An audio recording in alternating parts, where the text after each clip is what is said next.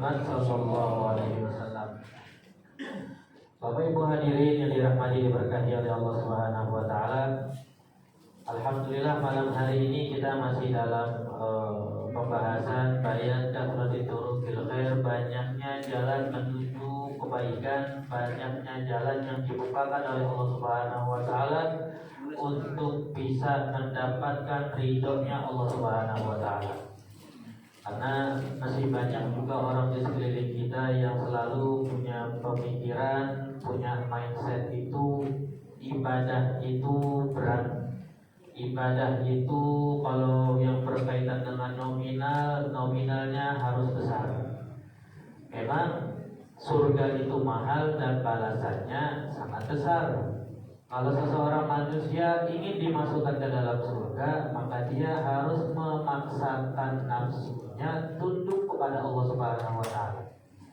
Tetapi banyak kok hal remeh di depan mata kita yang bisa menjadi penyebab masuk surga.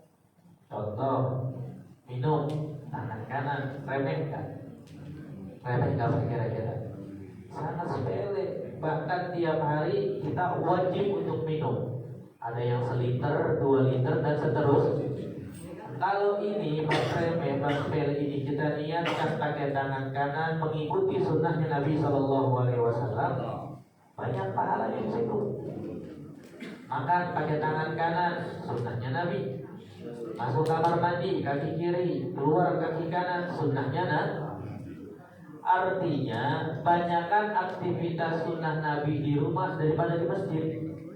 Karena bisa jadi orang ke masjid ya kalau lagi semangat aja atau minimal pas sholat Jumat. Tapi mayoritas kita, kebanyakan kita aktivitasnya di rumah, banyak sunnah-sunnah yang bisa kita jalankan.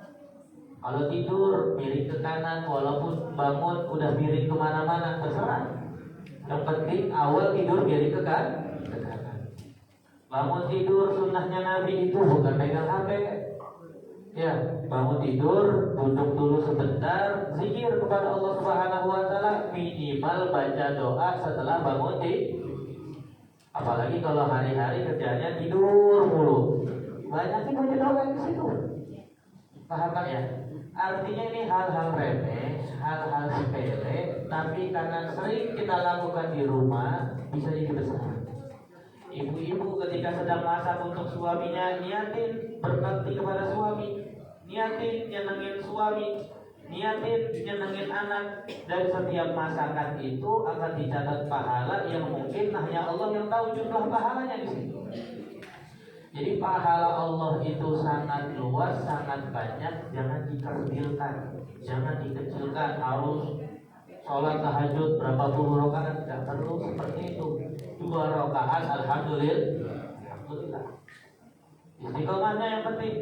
Sholat duha, bagusnya ya 8, ya 10, terserah. Kalau emang lagi nganggur mah daripada bengong mikir cicilan, jangan ya, mendingan sholat duha. Tapi afdalnya minimal 2 rakaat, jangan pernah putus. Istiqomah setahun, istiqomah 2 tahun, walaupun 2 rakaat. Artinya sangat luas, sangat banyak Allah bukakan pintu surga kepada umat Nabi Muhammad kalau kitanya mau. Kalau kitanya mau. Nah, kebanyakan dari kita sudah tahu tapi nggak mau, kalah dengan nafsunya. Nauzubillah min dzalik.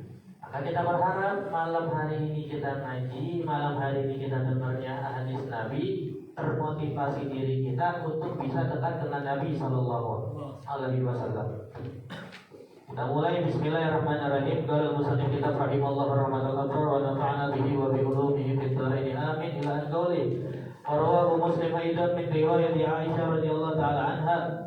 Qala Rasulullah sallallahu alaihi wasallam, baginda Nabi Muhammad sallallahu alaihi wasallam bersabda, innahu khuliqa kullu insanin min bani Adam ala 63 mafsil. Kata Nabi sallallahu alaihi wasallam bahwasanya setiap manusia itu diciptakan memiliki 360 sendi dalam setiap tubuh manusia. Faman kabbarallah, barang siapa yang takbir kepada Allah, mengucapkan zikir Allahu Akbar. Wa hamidallah, mengucapkan zikir alhamdulillah. Wa halallah, mengucapkan zikir la ilaha illallah. Wa sabbahallah, mengucapkan subhanallah. Wa astaghfarallah, mengucapkan astagfirullah. Wa azala hajaran an tariqin nas, ada batu di tengah jalan, ada paku di tengah jalan, atau misal ada bongkahan tisu di tengah masjid. Kita lewat, kita ambil, nggak harus batu, apapun di jalan kira-kira mengganggu kita singkirkan. Ini termasuk dalam hadis Nabi. Au syaukatan, bahkan duri yang lebih parah kalau ada di jalan. Au azman, atau ada tulang. Antariqin nas, dalam perjalanannya manusia. Au amara bima'ruf, atau nyuruh dalam kebaikan, nyuruh istri untuk kalau keluar izin sama suami, untuk nyuruh anak menjalankan salat, semua perintah-perintah kebaikan. Au naha an munkar, atau melarang daripada kemungkaran. Ada sittina wa thalathami'ah fa innahu yumsi yawma idzin wa qad zahzaha nafsahu 'anil nar. Barang siapa yang menjalankan itu semua tadi kata Nabi sallallahu alaihi wasallam, maka orang tersebut telah menjauhkan dirinya dari api neraka. Nah, di sini kemarin kita di Lubuk Linggau, Sumatera Selatan, itu perjalanannya 7 jam dari Palembang, masih daerah Sumatera Selatan. Ada orang unik, bapak-bapak, ibu-ibu. Ada orang unik mengatakan, ini padahal kita tadi dengar ya, jalan kebaikan sangat luas. Zikir apa aja dicatat pahala oleh Allah. Terus ada orang salah ngaji, yang kita bilang selalu ngaji online silakan. Ngaji via YouTube, ngaji via TikTok, via Instagram, dari Facebook, silakan manfaatkan teknologi yang sudah makin maju.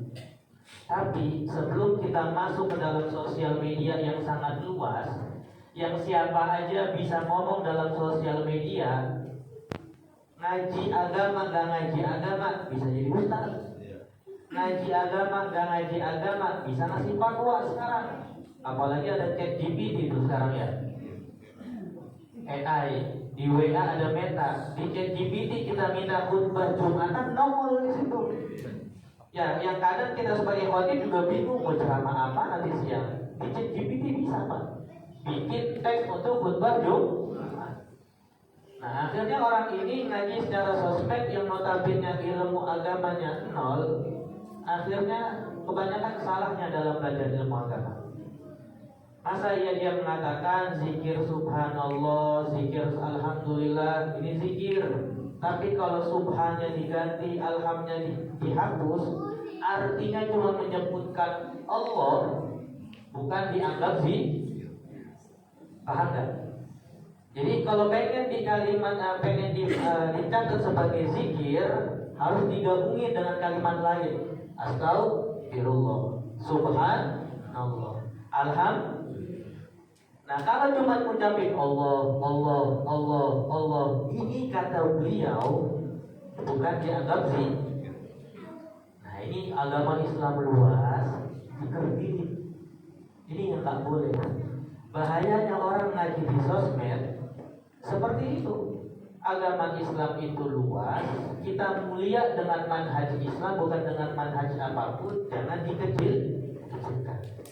Kenapa bahayanya ngaji sosmed? Orang kalau ngerti 1 tambah 1 2, nemu di sosmed 1 tambah 1 3, hatinya akan nolak. Ada filter dasar ilmu agama. Nah, beliau ini notabene pemain di jalanan, pemain di pasar, taubat, ngajinya sosmed. Begitu 1 tambah 1 jadi 3. Lalu bisa ngikutin, gak ada dasar. Bahayanya ngaji sosmed kalau nggak ada dasar, 1 tambah 1 jadi 3. Nah, ini bahayanya. Kalau mau kita bedah, zikir Allah, zikir subhanallah, alhamdulillah, la ilaha illallah, beberapa bahkan golongan-golongan di luar sana ada yang cukup mengucapkan kalimat hu Allah, kalimat hu di situ. Ini semua adalah zikir kepada Allah Subhanahu wa taala. Karena intinya zikir itu ingat kepada Allah. Dan dengan kita mengucapkan Allah aja, kalau Allah tidak takdirkan lidah kita untuk bisa mengucapkan Allah, berat. Benar apa enggak? Kalimat Allah kan pendek, ya sangat kan, sangat sedikit di situ. Kalau itu. Tapi yang sedikit ini kalau Allah tak takdirin, susah. Berapa banyak orang di luar sana ketika lidahnya udah kena penyakit, naudzubillah min zalik, ucap Allah aja berat. Nah kita alhamdulillah dikasih izin lidahnya gampang ngucapin Allah, gak usah pakai kalimat ini, kalimat itu. Paham kira-kira? Jadi Islam itu luas. Nabi mengatakan kepada Sayyidina Mu'adz bin Jabal, yasiru wa la tu'asiru, permudah. Ada orang, saya mau zikir, bisanya apa? Ya subhanallah gak apa-apa, alhamdulillah gak apa-apa, Allah juga gak apa. Karena tujuannya zikir itu biar dia sadar dia adalah hamba, Allah adalah Tuhan. Kalau dia sudah paham konsep seperti ini, dia akan ngerti kapan emang udah takdirnya bakal terjadi, kapan belum waktunya tidak akan terjadi. Seperti tadi kita mau kesini itu, ada insiden. Kalau emang takdirnya nyampe sebelum maghrib, dia nyampe. Tapi alhamdulillah ada insiden, alhamdulillah sebelum selesai zikir udah nyampe. Ini kita harus memposisikan dengan kalimat zikir untuk penghambaan kita kepada Allah Subhanahu wa Ta'ala. Artinya banyak sekali di luar sana orang yang ngaji secara sosmed akhirnya gampang menyalahkan orang lain, mengkerdilkan ajaran Islam. Jangan seperti ini. Islam sangat luas. Bahkan auzubillah min zalik, efek daripada beberapa orang di luar sana mengkerdilkan agama Islam, orang Islam jadi bingung mau ngaji ke siapa. Ngaji ke sini dikit-dikit haram, ngaji ke sini dikit-dikit neraka. Ngaji ke sini kebablasan, sholawatnya joget-joget. Ya, jadi bingung umat Islam. Maka udah paling bener ngaji ke masjid. Paling bener udah begitu. Karena kalau ngajinya cuma bulanan, per tahunan atau per acara desa, ini kurang lebihnya takut gak ada yang benar di situ. Tapi kalau ngaji ke masjid yang istiqomah tiap minggunya, tiap bulannya, kalau ada apa-apa bisa nanya kepada dewan guru. Hanya tolong bentengi anak-anak kita, bentengi keluarga kita tentang pemahaman Islam yang benar. Maka kata Nabi SAW, zikir-zikir yang telah kita jelaskan, cara-cara yang kita jelaskan itu bisa menyelamatkan seseorang manusia dari siksaan Allah. Asabi anhu anin Nabi SAW, Nabi Muhammad SAW bersabda, man ghada ilal masjid awraha, barang siapa yang pagi hari pergi ke masjid, awraha atau sore hari dia pergi ke masjid, a'adallahu fil jannah nuzulan kullama ghada awraha, maka setiap dia berangkat dan setiap dia pulang, Allah telah siapkan surga untuk orang tersebut. Maksudnya apa? Berangkat ke masjid, baru berangkatnya aja udah dibalas surga sama Allah, belum menjalankan sholat. Ini adalah anjuran untuk bisa minimal dalam satu hari subuh di masjid, maghrib di masjid, minimal. Kalau nggak bisa, ya minimal bahkan maghrib. Atau kita ambil salah satunya di sini, jangan sampai maghrib enggak, subuh enggak. Karena balasannya sangat besar dari Allah Subhanahu wa Ta'ala, bahkan diganjar dengan surga dari Allah Subhanahu wa Ta'ala. Selanjutnya, qala Rasulullah sallallahu alaihi wasallam, Nabi Muhammad sallallahu alaihi wasallam bersabda, ya nisa'al muslimat, wahai para muslimah, para perempuan-perempuan muslimah, la tahjiranna jaratun li jaratiha walau firsina syatin. Jangan remehkan satu orang perempuan dengan perempuan lainnya walau firsina syatin, walaupun hanya sejengkal. Gambarannya Nabi, hebatnya Nabi itu kambing kalau nampak ada bekasnya apa enggak Pak? Ada ya? Bekasnya kan gak mungkin dalam-dalam amat, hanya sedikit ini. Jangan sampai seorang muslimah remehin muslimah yang lainnya sampai sekecil ini. sekecil itu, sesedikit itu, jangan sampai seorang muslimah ngeremehin muslimah lah. Jangan sampai alhamdulillah min zalik. Ini mah udah jadi hari-hari. Kenapa kita tahu? Karena emang banyak kita lihat beli sayur, belinya mah 5 menit. Ya, lihat sayur mahnya 5 menit. Ngobrolnya setengah. Nah, kira-kira yang diobrolin masalah bisnis apa enggak tuh kalau mampah di situ? Kagak. Paling yang jauh itu si Anu di pojok baru ngambil motor baru. Tuh si Anu kemarin listriknya kagak nyala-nyala dari pagi sampai sore. Semua apa baik diomong. Nah, kalau cuma sekedar ngomongin aja, tidak sampai menjatuhkan harga orang lain, ini dosa tapi masih kecil. Ini takutnya udah ngomongin orang lain, bahkan meremehkan orang lain. Kata Nabi, ya nisa'ul muslimat, wahai muslimah, wahai perempuan muslimat, jangan meremehkan orang lain walaupun sekecil apapun itu. Kenapa? Karena hadis sebelumnya kata Nabi Shallallahu Alaihi Wasallam, la tahqiranna minal ma'ruf syai'an, jangan ngeremehin kebaikan sekecil apapun itu, walau antal qa'aqa biwajhin thaliq, walaupun kamu bertemu dengan orang lain dengan wajah berseri-seri, ini dicatat pahala oleh Allah Subhanahu Wa Taala. Ketemu orang muka senyum, muka bahagia, itu dicatat pahala. Anjuran untuk kita untuk selalu bermuka bahagia. Bahkan Imam Syafi'i mengatakan ada tiga golongan, yang mana 3 golongan ini jika dia berdoa, doanya lebih cepat dikabulkan oleh Allah Subhanahu Wa Taala. Golongan yang pertama yaitu golongan orang-orang yang selalu diuji oleh Allah Subhanahu Wa Taala, tapi tidak pernah menampakkan kesusahannya. Ya, sering dapat cobaan tapi nggak pernah merasa meluapkan kesusahan. Yang kedua, golongan-golongan yang dikasih penyakit oleh Allah Subhanahu Wa Taala tapi nggak nampilin kalau dirinya sedang sakit. Yang ketiga, golongan orang yang sedang bersedih tapi tidak menunjukkan rasa sedih. Kalau kita kan enggak ya. Dari jarak 10 meter aja malah lagi buyang kelihatan. Datang ke masjid diajak salaman cemberut aja di situ. Nah, ini bukan dari golongan 3 tadi, Pak. Kita semua termasuk yang berbicara ada masalah apa enggak? Ada apa enggak? Gak mungkin manusia hidup di dunia gak ada masalah, itu gak ada coretannya. Ya, siapapun kiainya, ustadznya, siapapun pejabatnya, rakyatnya, kaya, miskin, ada masalah. Nah, cuma kita selalu diajarkan sebesar apapun masalah, bawa senyum aja. Yang penting jangan kebablasan. Ya, nggak ada orang yang niat sedih.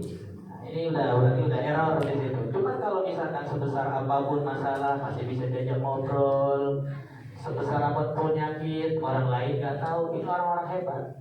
Dan orang seperti ini kata Imam Syafi'i, doanya lebih cepat dikabulkan oleh Allah. Kenapa? Karena dia nggak mau orang lain tahu kesusahannya antara dia dengan Allah. Dia menjaga, ini rahasia Allah. Allah memberikan cobaan pasti khusus untuk dia. Allah ngasih penyakit khusus untuk dia, maka dia nikmatin. Ini mah jangan sampai jadi orang sakit gigi sendirian yang ngerasain satu ruh. Paham maksudnya? Sakit gigi sendirian, tapi yang uring-uringan yang dirungsingin seru. Ini masa kekencangan disewotin, tetangga manasin motor digedorkan. Ini jangan. Kita sebagai umat Islam diajarkan kalau emang kena penyakit jangan nyalahkan orang lain, jangan mengganggu orang lain. Kata Nabi, jangan remehkan ibadah sekecil apapun, walaupun ketemu orang lain dalam keadaan muka berseri-seri. Ini dihitung pahala, Pak. Dihitung pahala. Walaupun pala isinya kusut semua nih. Ibaratkan kabel kayak di Matraman. Ya. Kabel isinya runyem. Banyak lagi masalah banyak, tapi ketemu orang masih bisa senyum, ketemu orang masih bisa ngobrol, ini orang afdol. Daripada dikit-dikit cemberut, dengerin pengajian bengong aja, bukan ditekuk. Khutbah Jumat, pikirnya ke atas aja di situ. Ini jangan begitu. Kenapa? Masalah gak bakal selesai dengan cara seperti itu. Tapi kalau kita ikuti cara-cara ulama, kita ikuti caranya Nabi Shallallahu Alaihi Wasallam, maka satu demi satu masalah itu akan diuraikan oleh Allah Subhanahu Wa Taala. Selanjutnya, At-tasi'an wa Nabi Shallallahu Alaihi Wasallam agar al-iman bid'un wa sab'una atau bid'un wa sittuna syu'bah. Iman itu memiliki, kata Nabi Shallallahu Alaihi Wasallam, 60 sekian tingkatan, 70 sekian tingkatan. Ada beberapa versi di sini. Afdalnya tingkatan iman tersebut qaulu la ilaha illallah. Ini tingkatan iman paling tinggi. Wa adnaha imatatul adza 'anil thariq, dan yang paling rendah daripada iman tersebut, tingkatan iman ini adalah menyingkirkan benda dari jalan. Wal haya syu'batun minal iman, dan rasa malu salah satu tingkatan iman. Maka para ulama mengajarkan biar kita menggabungkan yang paling tinggi derajat iman dan paling rendah derajat iman. Kalau ada benda di tengah jalan, kita ambil sambil mengucap la ilaha illallah. Paham Pak? Jadi misalkan nih nanti keluar masjid ada bungkus sedotan, ada tisu, sambil kita ambil sambil ngomong la ilaha illallah. Pengen keluar masjid ternyata ada dahan ganggu orang lewat, ambil sambil ucap la ilaha. Maka menggabungkan paling rendahnya iman dengan paling tingginya iman. Dan kata Nabi, wal haya syu'batun minal iman, rasa malu termasuk dari keiman. Jadi manusia kalau udah gak ada malunya, imannya udah tipis berarti di situ. Ngapain aja jadi, nipu mana aja jadi, udah gak ada rasa malu sama sekali, maka dikhawatirkan imannya pun juga tidak ada. Nauzubillah min dzalik. Maka kata Nabi Shallallahu Alaihi Wasallam, idza lam tastahi fasna ma syi'ta.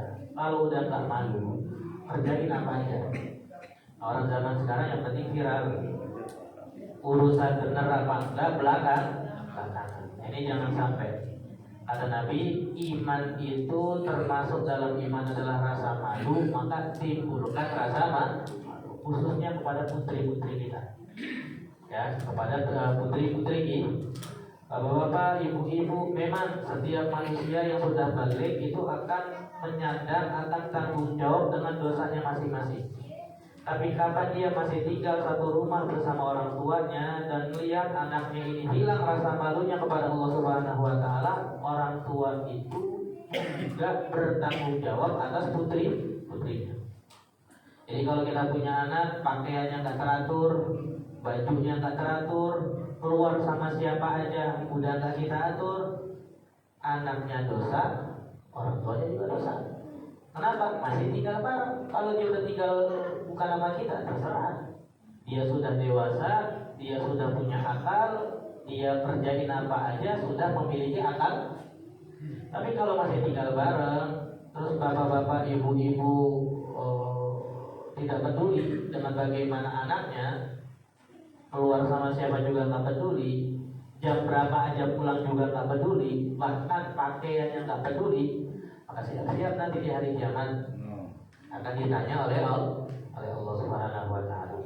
Nah, termasuk bab malu ini, kalau emang nggak punya malu, silahkan beli makanan apa aja.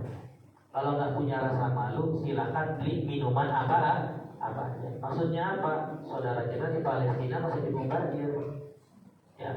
Saudara-saudara kita di Gaza masih dibantai. Kalau emang nggak malu beli Pepsi, dia beli, nggak apa-apa.